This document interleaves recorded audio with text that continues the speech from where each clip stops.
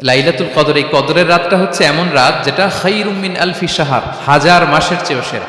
তো এই কদরের রাত এটা কবে? রাসূলুল্লাহ সাল্লাল্লাহু আলাইহি ওয়াসাল্লাম কদরের রাতগুলোতে কি কি ইবাদত করতেন? আমি খুঁজে 5টা আমলের কথা পেয়েছি বিশেষভাবে। কমন যে আমলগুলো সেগুলো তো ছিলই, বিশেষভাবে 5টা কাজ রাসূল সাল্লাল্লাহু আলাইহি ওয়াসাল্লাম এই কদরের রাতে করতেন। তো এই কদরের রাতকে আবার লাইলাতুল মুবারাকাও বলা হয়েছে। ইন্না আনজালনাহু ফি লাইলাতিন মুবারাকা, এটা বরকতময় রাত। ফিহা ইউফরাকু কুল্লু আমরিন হাকিম, সব বিজ্ঞচিত প্রাজ্ঞচিত বিষয়ের ফয়সালা হয়।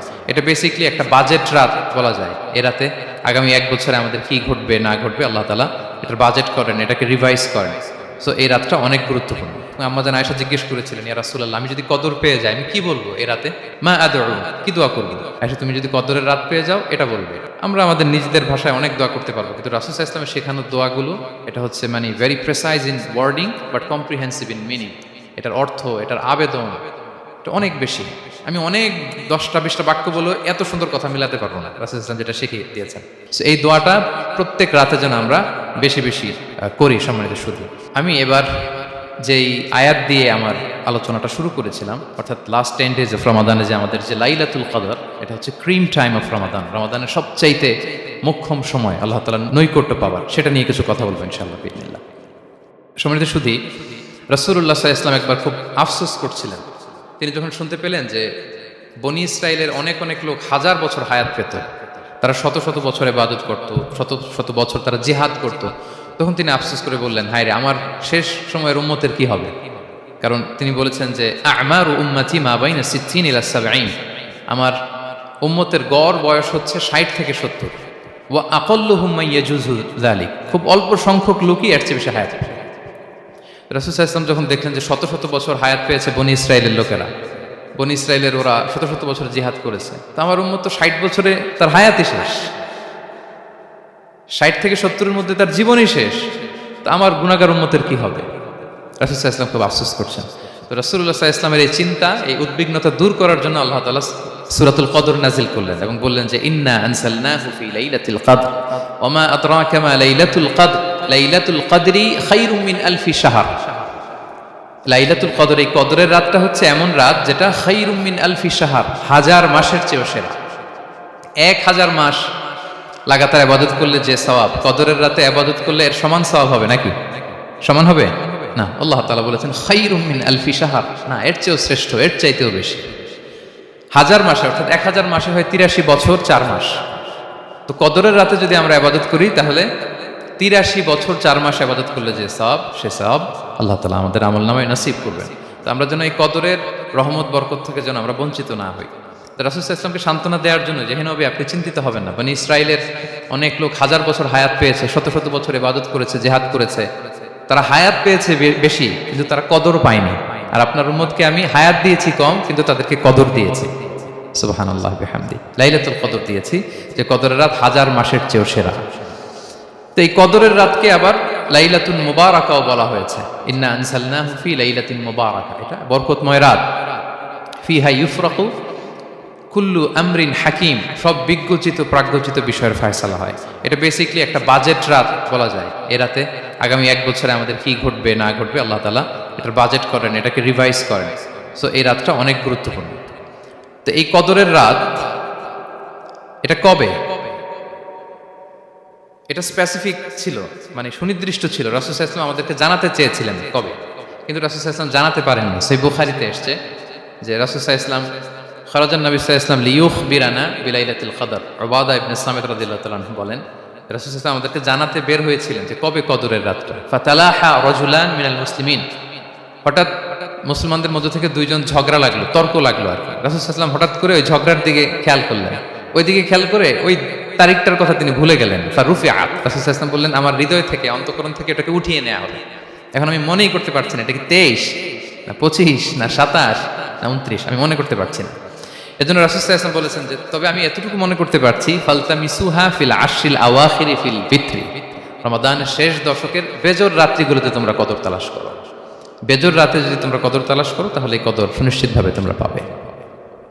তো এই জন্য স্কলাররা সবসময় বলেন যে লাস্ট 10 days অফ রমাদান খুব গুরুত্বপূর্ণ, সবচেয়ে the cream time of Ramadan. I repeat, এটা রমাদানের একেবারে মাহেন্দ্রক্ষণ।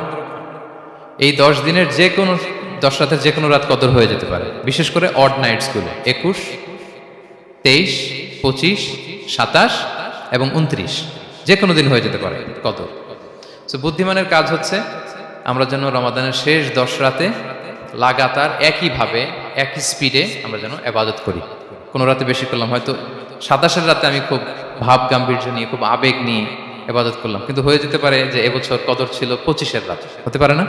পারে। তো আমরা তো মিস করে ফেললাম, তো আমরা যেন মিস না করি। বুদ্ধিমানের কাজ হবে সমান তালে ইবাদত করা, এবং এটা এত গুরুত্বপূর্ণ, রাসূল সাল্লাল্লাহু আলাইহি ওয়াসাল্লাম এত এমফাসাইজ করে কোনো রাতের কথা বলেনি। আরবি মাস অনুযায়ী 354টা রাতের মধ্যে সবচাইতে শ্রেষ্ঠ রাত, সবচাইতে শ্রেষ্ঠ রাত সূর্য ডোবার পর থেকে হাত্তা মাতলাইল ফাজর, ফজরের সূচনা লগ্ন পর্যন্ত শান্তিময় এ রাত, বরকতের এ রাত। রাসূল সাল্লাল্লাহু আলাইহি ওয়াসাল্লাম বলেছেন, মান হুরিমা খাইরাহা ফাকাদ হুরিম, যে কদরের বরকত থেকে খায়ের থেকে বঞ্চিত হলো সে আসলেই বঞ্চিত। হি ইজ দ্য লুজার, সে হতভাগা, সে পোড়া কপাল, সে বঞ্চিত। মান হুরিমা খাইরাহা ফাকাদ হুরিম, যে কদর পেল না সে হতভাগা। এখন আমরা কি হতভাগা হতে চাই? আমরা তো শুরুতে অনেক হোপফুল ছিলাম, এত এত ব্লেসিংস, এত এত বরকত, রহমতের ফলগুধারায় আমরা প্লাবিত হচ্ছি রমাদানে, তা আমরা তো হতভাগা হতে চাই না।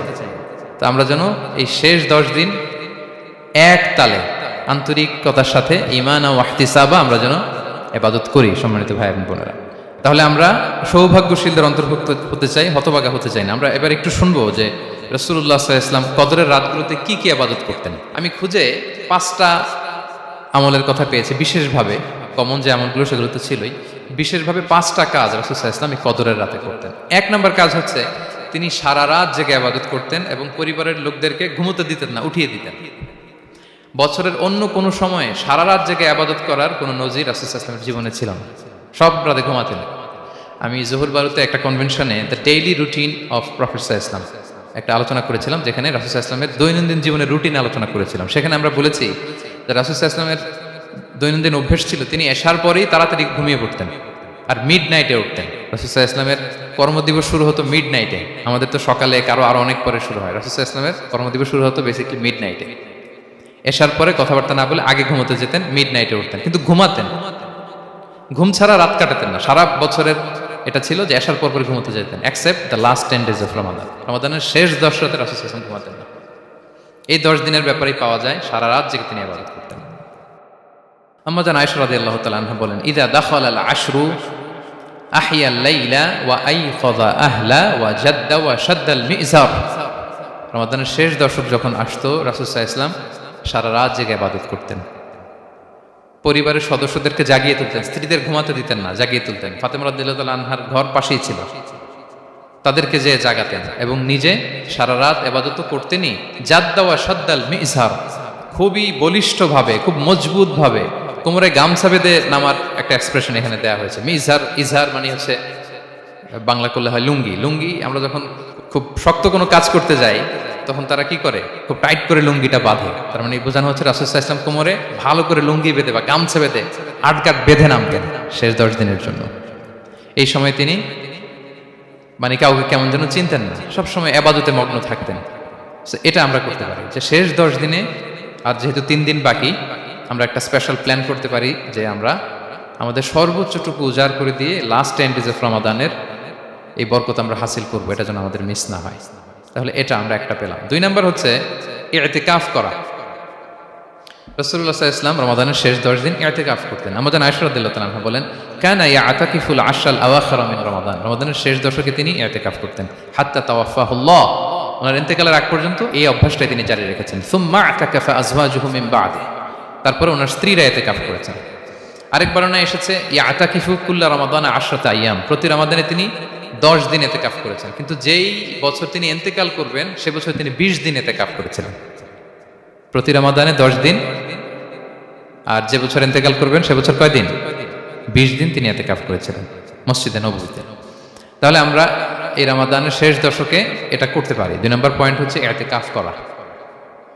যারা আমরা করিনি তারা আমরা ইতিকাফ করতে পারি। আমাদের আইআইএম এর মসজিদ এটা ইতিকাফের জন্য একটা উর্বর জায়গা। আমরা যখন এই ক্যাম্পাসে ছিলাম তখন দেখেছি যে এখানকার ইতিকাফের পরিবেশ যে এত সুন্দর এটা কল্পনাই করা যায়, অসাধারণ পরিবেশ। আপনি যদি ইতিকাফ নাও করেন, রাত 2টা বা 3টার দিকে সেন্ট্রাল মস্কে এসে বসে থাকলেও হবে। রাত 2টা 3টার দিকে এসে বসে থাকলে দেখবেন যে কেউ সেজদায় পড়ে কান্না করতেছে, কেউ হালাকা করতেছে, কেউ তাসবিহ পড়তেছে, কেউ কোরআন তেলাওয়াত করতেছে। মানে এত সুন্দর পরিবেশ, ওটা দেখলেই আপনার ইবাদত করতে মন চাইবে। তো আমরা যেন এতেকাফ করার চেষ্টা করি। এতেকাফ করতে না পারলে শেষ দশকের রাতগুলো যেন মসজিদে কাটানোর চেষ্টা করি, তা না পারলেও বাসায় যেন এই রাতগুলো আমরা মিস না করি। বিশেষ করে সেন্ট্রাল মস্কে তো অসাধারণ পরিবেশ, এটা হাইলি রেকমেন্ডেড। ইফ পসিবল আপনারা আসবেন, এখানে ইবাদতের চমৎকার পরিবেশ থাকে। 3 নাম্বার হচ্ছে রাসূল সাল্লাল্লাহু আলাইহি ওয়াসাল্লাম এবং জিবরাইল আলাইহিস সালাম যৌথভাবে কোরআন রিভিশন করতেন। খুব ইন্টারেস্টিং। সারা বছর যেটা নাজিল হতো, রমাদানে জিবরাইল আলাইহিস সালাম রাসূল সাল্লাল্লাহু আলাইহি ওয়াসাল্লামকে শোনাতেন, রাসূল সাল্লাল্লাহু আলাইহি ওয়াসাল্লাম আবার জিবরাইল আলাইহিস সালামকে শোনাতেন। সহিহ বুখারীর বর্ণনা, কানা জিবরিলু ইয়ালকাহু ফি কুল্লি লাইলাতিন মিন রমাদান ফায়ুদারিসুহুল কুরআন। প্রতি রমাদানের প্রতি রাতে এসে রাসূল সাল্লাল্লাহু আলাইহি ওয়াসাল্লামের সাথে কোরআন মুদারাসা করতেন। সহিহ মুসলিমের বর্ণনায়, আন্না জিবরিল কানা ইউআরিদুহু বিল কুরআন কুল্লা আমিন মাররা। প্রতি বছর রমাদানে একবার শোনাতেন বা শুনিয়েছেন, যে বছর তিনি ইন্তেকাল করবেন তিনি 2 বার শুনিয়েছিলেন। আরাদা ইউআরিদু, এটা ফ্রম বোথ সাইড। আরবি শব্দটা এমন যে জিবরাইল আলাইহিস সালাম শোনাতেন, এরপর রাসূল সাল্লাল্লাহু আলাইহি ওয়াসাল্লাম জিবরাইল আলাইহিস সালামকে শোনাতেন, কোরআন রিভিশন করা। তো এই শেষ দশকের রাতগুলোতে আমরা যেন বেশি বেশি কোরআন পড়ি, কোরআন তেলাওয়াত, কোরআনিক রেসাইটেশন হতে পারে, কোরআনের অর্থ পড়া হতে পারে, তাদাব্বুরে কোরআন হতে পারে, কোরআনের হালাকায় জয়েন করা হতে পারে। ইন ইটস এনি ফর্ম আমরা যেন কোরআনের সাথে অ্যাটাচমেন্টটা বাড়াই লাস্ট 10 days অফ রমাদানে। 4 নাম্বার, কিয়ামুল লাইল করা। রাসূল সাল্লাল্লাহু আলাইহি ওয়াসাল্লাম কিয়ামুল লাইল করতেন, এবং কিয়ামুল লাইল শব্দটাকে রাসূল সাল্লাল্লাহু আলাইহি ওয়াসাল্লাম কদরের সাথে জুড়ে দিয়েছেন। সহিহ বুখারীর বর্ণনায় তিনি বলেছেন, মান কামা লাইলাতাল কদরি ঈমানা ওয়া ইহতিসাবা গুফিরা লাহু মা তাকাদ্দামা মিন যামবি। কদরের রাতে যে কিয়ামুল লাইল করে বিশ্বাস নিয়ে এবং নাজাতের প্রত্যাশা নিয়ে, তার পূর্বের সমস্ত গুনাহ আল্লাহ তাআলা ক্ষমা করে দিবেন। তাহলে কিয়ামুল লাইলটা রাসূল সাল্লাল্লাহু আলাইহি ওয়াসাল্লাম বিশেষভাবে কদরের রাতের সাথে সম্পৃক্ত করেছেন। আমরা যেন প্রতি রাতে কিয়ামুল লাইল করি, লম্বা সময় যেন দাঁড়িয়ে থাকি, লম্বা সময় কোরআনিক রেসাইটেশন করি দাঁড়িয়ে থেকে, লম্বা সময় রুকু, লম্বা সময় সিজদা, স্পেশালি সিজদা। আখরাবু মা ইয়াকুনুল আবদু মির রাব্বিহি ওয়া হুয়া সাজিদ ফাআকসিরু ফিহি দুআ। বান্দা যখন সিজদায় থাকে আল্লাহ সবচেয়ে কাছে থাকে। তো আমরা তো আল্লাহর সবচেয়ে কাছে যেতে চাই এই ক্রিম টাইমটাতে, কি বলেন? আমরা যেন লম্বা সময় সিজদাতে থাকি। কিন্তু আমাদের অনেকের যেটা হয়, নামাজে তাড়াহুড়ো, অনেকের সব ব্যস্ততা যখন নামাজে দাঁড়াই এরকম হয়ে যায়। রাসূল সাল্লাল্লাহু আলাইহি ওয়াসাল্লামের সালাত যদি আমরা খেয়াল করি, বিশেষ করে কিয়ামুল লাইলে এত যে সুন্দর ছিল। আম্মাজান আয়েশা রাদিয়াল্লাহু তাআলা আনহাকে জিজ্ঞেস করা হয়েছিল যে, হে আম্মাজান, রাসূল সাল্লাল্লাহু আলাইহি ওয়াসাল্লামের কিয়ামুল লাইল কেমন ছিল, কিভাবে কিয়ামুল লাইল করতেন? আম্মাজান আয়েশা, দেখেন ওনার এক্সপ্রেশনটা কত সুন্দর। তিনি বলেছেন, ফালা তাসআল আন হুসনিহিন্না ওয়া তুলিহিন্না। রাসূল সাল্লাল্লাহু আলাইহি ওয়াসাল্লামের কিয়াম যে কত সুন্দর ছিল, কত লম্বা ছিল, আমায় জিজ্ঞেস করো না, আমি বলতে পারবো না। আমরা অনেক সময় যখন খুব বেশি চমৎকার কিছু হয় তো আমরা কি বলি, ভাই এত সুন্দর ছিল, আমি বোঝাতে পারবো না। এরকম বলি না যে এত অসাধারণ, আমি বলে বোঝাতে পারবো না। বাংলাতেও কিন্তু আমরা বলি এত চমৎকার, বলে বোঝাতে পারবো না, শব্দের বুননে, ভাষার বুননে আমি ফুটিয়ে তুলতে পারবো না। তো আমাদের আয়েশা এটাই বলেছিলেন, ফালা তাসআল আন হুসনিহিন্না ওয়া তুলিহিন্না। রাসূল সাল্লাল্লাহু আলাইহি ওয়াসাল্লামের রাতের নামাজ কিয়ামুল লাইল যে কত সুন্দর ছিল, কত দীর্ঘ ছিল, লম্বা ছিল, আমায় জিজ্ঞেস করো না, আমি বলে বোঝাতে পারবো না। সুবহানাল্লাহি ওয়া বিহামদিহি। আমরা যেন লম্বা সময় কিয়ামুল লাইল করি। আমাদের আয়েশা রাদিয়াল্লাহু তাআলা আনহা আরো বলেন, কানা ইয়াকুমু মিনাল লাইলি হাত্তা তাতাফাত্তারা কদামা। এত দীর্ঘ সময় দাঁড়িয়ে থাকতেন, থাকতে থাকতে ওনার পা ফুলে যেত, পা দুটো ফুলে যেত। আপনিও দীর্ঘ সময় দাঁড়িয়ে দেখেন যে পায়ে ঝিম ধরে যাবে, পা ফুলে যাবে, এটা করতেন রাসূল সাল্লাল্লাহু আলাইহি ওয়াসাল্লাম। তো আম্মাজান আয়েশা বলেন, ইয়া রাসূলুল্লাহ লিমা তাসনাউ হাযা ওয়া কদ গুফিরা লাকা মা তাকাদ্দামা মিন যামবিকা মা তাআখার। আপনি এত কষ্ট কেন সহ্য করেন নিজের দেহের উপরে? আপনার তো আগের পরের সব গুনাহই মাফ। আদত তো রাসূল সাল্লাল্লাহু আলাইহি ওয়াসাল্লামের গুনাহই নেই, তিনি নিষ্পাপ। এত কষ্ট কেন করেন? আপনার আগের পরের সবই তো মাফ করে দেয়া হয়েছে, কেন করেন? রাসূল সাল্লাল্লাহু আলাইহি ওয়াসাল্লাম উত্তর করেছেন, আফালা উহিব্বু আন আকুনা আবদান শাকুরা। আয়েশা, আমি কি শুকরগুজার বান্দা হতে পছন্দ করব না? আল্লাহ তাআলা আমাকে তার রহম এবং করমে সব মাফ করে দিয়েছেন, কিন্তু আমি কি শুকরগুজার হব না? আমি কি আমার রোলটা প্লে করব না? আমি কি নিজেকে সঁপে দেব না আল্লাহ তাআলার কাছে জায়নামাজে? তো এটা ছিল সংক্ষেপে রাসূল সাল্লাল্লাহু আলাইহি ওয়াসাল্লামের কিয়ামুল লাইলের ধরন। এভাবে তিনি দীর্ঘ সময় কিয়ামুল লাইল করতেন। আমরা যেন এটা করি। সেন্ট্রাল মস্কে কিয়ামুল লাইল এবছর নিশ্চয়ই হচ্ছে, আমরা যেন অংশগ্রহণ করি। 5 নম্বরে রাসূল সাল্লাল্লাহু আলাইহি ওয়াসাল্লাম দোয়া করতেন। এই কদরের রাতগুলোতে খুব বেশি বেশি দোয়া করতেন। দোয়া নিয়ে আমরা একটা জুমার খুতবা দিয়েছিলাম, সেখানে আমরা বলেছিলাম যে দোয়া হতে হবে খুব আন্তরিক দোয়া, রোবোটিক দোয়া যেন না হয়। আপনার আবেগ, ভালোবাসা, মনের মাধুরী মিশিয়ে, চোখের পানি মিশিয়ে, অশ্রু সিক্ত করে এই দোয়াটা করতে হবে, তাহলে সে দোয়া আল্লাহর কাছে কবুল হবে। আমরা যেন আমাদের ভাব, আবেগ সব ঢেলে দিতে পারি আমাদের দোয়াতে, আমাদের সিজদায়, আমাদের কিয়ামুল লাইলে। এবং যে কোনো ভাষায় কোরআনিক দোয়াগুলো রেকমেন্ডেড, হাদিসের মাসুরগুলো রেকমেন্ডেড। তাছাড়া আপনার নিজের ভাষায় আপনার কি চাওয়া, আপনার কি আকাঙ্ক্ষা, আপনার মনের কষ্ট যাতনা সবকিছু আপনি আল্লাহ তাআলার কাছে পেশ করুন। এবং আম্মা জান আয়েশা জিজ্ঞেস করেছিলেন, ইয়া রাসূলুল্লাহ, আমি যদি কদর পেয়ে যাই আমি কি বলবো এ রাতে, মা আদউ, কি দোয়া করব? রাসূল সাল্লাল্লাহু আলাইহি ওয়াসাল্লাম বললেন, তাকুলিন, আয়েশা তুমি বলবে, আল্লাহুম্মা ইন্নাকা আফুউন তুহিব্বুল আফওয়া ফাআফু আন্নি। আয়েশা তুমি যদি কদরের রাত পেয়ে যাও এটা বলবে, হে আল্লাহ আপনি ক্ষমাশীল, আল্লাহ আপনি ক্ষমাকে পছন্দ করেন, আল্লাহ তাই আপনি আমায় ক্ষমা করেন।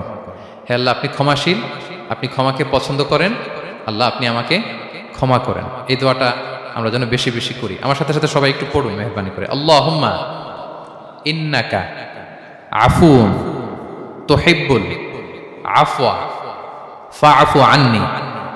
আল্লাহুম্মা ইন্নাকা আফুউন তুহিব্বুল আফওয়া ফাআফু আন্নি। হে আল্লাহ আপনি ক্ষমাশীল, আপনি ক্ষমা করাকে পছন্দ করেন, আল্লাহ আমাকে ক্ষমা করেন।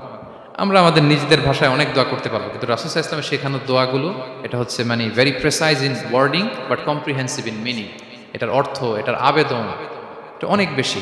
আমি অনেক 10টা-20টা বাক্য বলে এত সুন্দর কথা মিলাতে পারবো না। রাসূল সাল্লাল্লাহু আলাইহি ওয়াসাল্লাম যেটা শিখিয়ে দিয়েছেন, আগে আল্লাহর প্রশংসা করলাম, আল্লাহ আপনি ক্ষমাশীল, আবারও প্রশংসা, আল্লাহ আপনি তো ক্ষমা করাকে পছন্দ করেন। যেটা আপনি পছন্দ করেন না ওইটা তো চাচ্ছেন, যেটা আপনার পছন্দ, যেটা আপনি করতে ভালোবাসেন, গাফিরিজ যামবি ওয়া কাবিলিত তাওব, আপনি ক্ষমা করাকে পছন্দ করেন, তওবা কবুলকে আপনি পছন্দ করেন, তো সেটাই তো চাচ্ছি আপনার কাছে, আপনি আমার তওবা কবুল করুন, আল্লাহ আপনি আমাকে ক্ষমা করুন। সো এই দোয়াটা প্রত্যেক রাতে যেন আমরা বেশি বেশি করি সম্মানিত শুধু। এবং এই যে রিমাইন্ডারগুলো শুনলাম, এটা রমাদানের পরেও যেন আমরা অব্যাহত রাখি। আমরা নাম দিয়েছি যে gear up for a great Ramadan. আমাদের এবাদতের যে ধারাবাহিকতা, এই গতিটাকে আরেকটু গিয়ার আপ করা, আরেকটু পুশ করা নিজেকে, আরেকটু এক্সট্রা ড্রাইভ দেওয়া এই শেষ মুহূর্তে। মাত্র 13টি দিন আমাদের হাতে আছে, আমরা যেন আরেকটু ইফোর্ট দেই, আমরা যেন আরেকটু ড্রাইভ দেই, যাতে করে আমরা আল্লাহ তাআলার আরও নিকটবর্তী হতে পারি। এবং এই রমাদানে আমরা যা শিখলাম, যেটা করলাম, এটার ইম্প্যাক্ট যেন রমাদানের পরেও আমাদের মধ্যে থাকে। আমাদের অনেকের এটা হয় যে রমাদানে আবেগে অনেক আলোচনা শুনে, ক্ষমার মাস এটা জেনে এত আবাদত, রমাদান নাই আবাদতও নাই, এরকম হয়ে যায়। এটা যেন না হয়, বরং এটার একটা পরশ যেন আমাদের হোল দ্য ইয়ার লং থাকে। আরব শায়েখরা বলেন যে কুন রব্বানি লা তাকুন রমাদানি, রব্বানি হও, রমাদানি হও না। মানে রমাদান আসছে, তুমি রমাদান কেন্দ্রিক আবাদত নিয়ে অনেক উচ্ছ্বাস, কিন্তু রমাদান শেষ আবাদত শেষ, এমনটা যেন না হয়। রমাদানের পরেও সে মেহেরবান আল্লাহ তাআলা কিন্তু আমাদের জন্য আছেন। তিনি প্রতি রাতে শেষ রাতে নেমে আসেন, এসে ডাকতে থাকেন, কার ক্ষমা লাগবে ক্ষমা চাও, ক্ষমা করবো, কে বিপদে পড়েছ বলো, আমি উদ্ধার করব। তো তিনি আরশের উপর থেকে প্রথম আসমানে নেমে আসলেন দেওয়ার জন্য, আমি ঘুম থেকে জাগতে পারলাম না নেয়ার জন্য। এটা হইল প্রাইম মিনিস্টার আনোয়ার ইব্রাহিম আমাকে একটা অ্যাওয়ার্ড দিবে, লেটস সে হোটেল ইন্টারকন্টিনেন্টাল, উনি এসে বসে আছে বাট আমি যেতে পারি নাই, এটা হয় না। আল্লাহ তাআলা প্রতি রাতে শেষ রাতে এসে বলেন কার কি লাগবে দাও, তিনি নেমে আসেন বা বিশেষ মনোনিবেশ করেন প্রথম আসমানে এসে। কিন্তু আমরা যে নিব সেই সময়টুকু আমাদের হয় না। আমরা এতটা গাফেল যেন না হই, আমরা যেন একটু পুশ করি। বড় কিছু পেতে হলে নিজেকে পুশ করতে হয়, এক্সট্রা একটা ড্রাইভ দিতে হয়। সম্মানিত শুধু এই 17টা দিন কি করলাম একটু রিভাইজ করি, যোগ বিয়োগ করি নিজের সাথে নিজে, যে প্ল্যানটা নিয়ে রমাদান শুরু করলাম ওইরকম কিয়ামুল লাইল করতে পারলাম কিনা, ওইরকম চ্যারিটি করতে পারলাম কিনা, রেসাইটেশন করতে পারলাম কিনা, একটু যেন নিজের সাথে নিজে বোঝাপড়া করি, একটু যেন রিভাইজ করি এবং নিজেকে যেন একটু পুশ করি। সম্মানিত শুধু এই ছিল সংক্ষিপ্ত আলোচনা। আমি 30 সেকেন্ডসে পুরো আলোচনাটা আবার একটু যারা পরে এসেছেন একটু রিভাইজ করে নেই। আমি শুরুতে এভাবে শুরু করেছিলাম যে রমাদান এটা হচ্ছে it's a month of hope, এটা আশা জাগা নিয়ে একটা মাস। এই মাসের যে রহমত বরকতের যত যত হাদিস কোরআনের আয়াতগুলো আমরা বলেছি, এগুলো শুনলে আমাদের মধ্যে একটা আশা জাগে, আশাবাদী হয়ে উঠি যে আমার এই মাস আমার মুক্তির মাস, আমি মুক্তি পাবো। কিন্তু at the same time it's a month of warning, এটা আবার সতর্কতারও মাস। রাসূল সাল্লাল্লাহু আলাইহি ওয়াসাল্লাম বলেছেন রোজা রেখে যে মিথ্যা ছাড়লো না, পাপ ছাড়লো না, তার ধ্বংস। আবার 3বার তিনি আমিন বলেছেন। বেসিক্যালি এটা একটা বদদোয়া যে মান আদরাকা রমাদান ওয়ালাম ইগফার লাহ, যে রমাদান পেয়েও নিজের গুনাহ ক্ষমা করতে পারলো না, তার ধ্বংস। সো আমরা আশাবাদী হব। আল ঈমান বাইনাল খাউফি ওয়ার রাজা, বিশ্বাস হচ্ছে আমার মধ্যে ভীতিও কাজ করবে, আবার আমার মধ্যে একটা হোপ থাকবে, এটাই ঈমান। সো আমরা যেন এই ওয়ার্নিংগুলো আমাদের মাথায় রাখি যে আমরা যেন আল্লাহর নৈকট্যপ্রাপ্ত বান্দা হতে পারি, ক্ষমাপ্রাপ্তদের অন্তর্ভুক্ত যেন আমরা হতে পারি। এরপরে আমরা বলেছিলাম যে লাআল্লাকুম তাত্তাকুন অ্যাচিভ হচ্ছে কিনা আমাদের প্রত্যেক কাজে এটা খেয়াল করতে হবে। আমাদের সম্মানিত ইউসুফ স্যার খুব সুন্দর করে এটা বলেছেন যে আল্লাহর সচেতনতা, আল্লাহর ভয়, to build up the sense that Allah is watching me, এই সেন্সটা আমার সব কাজের মধ্যে থাকতে হবে। যদি লাআল্লাকুম তাত্তাকুন অ্যাচিভ হয়, সাকসেসফুল, একটা সাকসেসফুল প্রোডাক্টিভ রমাদান আমরা কাটাচ্ছি। আর যদি লাআল্লাকুম তাত্তাকুনের সমস্যা, তার মানে we have to revise hour schedule, যাতে করে আল্লাহর এই সচেতনতা আমরা বিল্ড আপ করতে পারি। এরপর আমরা বলেছি যে আমরা সংযমটা যাতে এনশিওর করি, রমাদানের যে সংযম, নিজের প্রবৃত্তির উপর আমরা বিজয় লাভ করি, সারা বছর প্রবৃত্তি জিতে রমাদানে আমরা জিতি। এরপর আমরা চ্যারিটির কথা বলেছি, রাসূল সাল্লাল্লাহু আলাইহি ওয়াসাল্লাম খুব জেনারাস হয়ে যেতেন রমাদানে, আমরা যেন আমাদের দানের হাতকে আরও প্রশস্ত করি। এবং রমাদানে আমাদের কমিউনাল স্পিরিট চলে আসে, আমাদের বেসিক্যালি একটা সেলফ ট্রান্সফরমেশন হয়, অনেক বদ অভ্যাস আমরা রমাদানে ত্যাগ করি, বাকি মাসেও যেন এটা আমরা কন্টিনিউ করি। আর সবশেষে আমরা লাস্ট 10 days অফ রমাদানের গুরুত্ব নিয়ে বলেছিলাম যে রাসূল সাল্লাল্লাহু আলাইহি ওয়াসাল্লাম খুব হতাশ হয়ে পড়েছেন যে অন্য নবীর উম্মতেরা অনেক হায়াত পেয়েছে, আমরা পেলাম 60-70, তো আমার গুনাহগার উম্মত কি করবে? আল্লাহ বলেন লাইলাতুল কদর খায়রুম মিন আলফি শাহর, নবী হে, আপনার উম্মতের জন্য আমি কদরের রাত দিয়েছি, যে এক রাতে ইবাদত করলে 1000 মাসের চেয়েও বেশি সওয়াব তারা পেয়ে যাবে। সো এই কদরের রাত যেন আমরা মিস না করি। কোনটা কদরের রাত? আমরা বলেছিলাম শেষ 10 দিন সমান তালে ইবাদত করব। বিশেষ করে আমরা গুরুত্ব দিব অড নাইটসগুলোতে, 21, 23, 25, 27, 29 আমরা গুরুত্ব দিব। এবং রাসূল সাল্লাল্লাহু আলাইহি ওয়াসাল্লাম বলেছেন মান হুরিমা খায়রাহা ফাকাদ হুরিম, যে কদরের বরকত মিস করলো সে বঞ্চিত, সে হতভাগা, হি ইজ দ্য লুজার। আমরা যেন লুজার না হই, আমরা যেন গেইনার হই এই বরকতের মাসে। এবং সবশেষে আমি বলেছিলাম রাসূল সাল্লাল্লাহু আলাইহি ওয়াসাল্লাম স্পেশালি 5টা আমল করতেন, সারা রাত জাগতেন, ফ্যামিলি মেম্বারসদের জাগিয়ে তুলতেন, উৎসাহিত করতেন এবং কোমরে গামছা বেঁধে নামতেন। এরকম ইবাদতের স্পৃহা অন্য কখনো রাসূল সাল্লাল্লাহু আলাইহি ওয়াসাল্লামের মধ্যে দেখা যেত না, যেমনটা শেষ দশকে তিনি করতেন। ইতিকাফ করতেন তিনি, আর ইতিকাফ করলে কদর মিস হওয়ার সম্ভাবনা নেই। এটা 21-এ হোক, 25-এ হোক, 23-এ হোক, আমি তো মসজিদে, আমি তো কিয়ামুল লাইলে অংশগ্রহণ করতেছি, আমি তেলাওয়াত করতেছি, আমি প্রতিদিনই দোয়া করতেছি, মিস হওয়ার কোনো সম্ভাবনা নেই। আমরা যেন ইতিকাফের চেষ্টা করি, অথবা পার্ট টাইম ইতিকাফ যেন অন্তত করি 5 দিন 3 দিন, অথবা রাতের সময়গুলো মসজিদে যেন আমরা কাটাই। 3 নম্বর বলেছিলাম রাসূল সাল্লাল্লাহু আলাইহি ওয়াসাল্লাম, জিবরাইল আলাইহিস সালাম কোরআন রিভিশন করতেন, আমরা যেন কোরআন রিভাইজ করি, রেসাইটেশন করি বেশি মাত্রায় শেষের 10 দিন। কিয়ামুল লাইল, ফালা তাসআল আন হুসনিহিন্না ওয়া তুলিহিন্না, কত সুন্দর কিয়ামুল লাইল ছিল বলে বোঝানো যাবে না। তো আমরা যেন এরকম দীর্ঘ সময় কিয়ামুল লাইল করি। আর সবশেষে বলেছিলাম দোয়া করা। দোয়া করা হচ্ছে দোয়া মুমিনের হাতিয়ার। দোয়া মানুষের জীবন চেঞ্জ করে দিতে পারে। চাওয়ার মতো চাইলে আল্লাহ ফেরান না, আল্লাহ তো দেওয়ার জন্যই বসে আছেন। আমরা যেন কায়মনো বাক্যে আল্লাহ তাআলার কাছে চাই, অশ্রুসিক্ত নয়নে যেন আমরা চাই। অনুতপ্ত বান্দার চোখের পানির ফোঁটা আল্লাহর কাছে খুব প্রিয়। 2 ফোঁটা আল্লাহর কাছে সবচেয়ে প্রিয়, জেহাদের ময়দানে মুজাহিদের রক্তের ফোঁটা আর অনুতপ্ত বান্দার চোখের পানির ফোঁটা।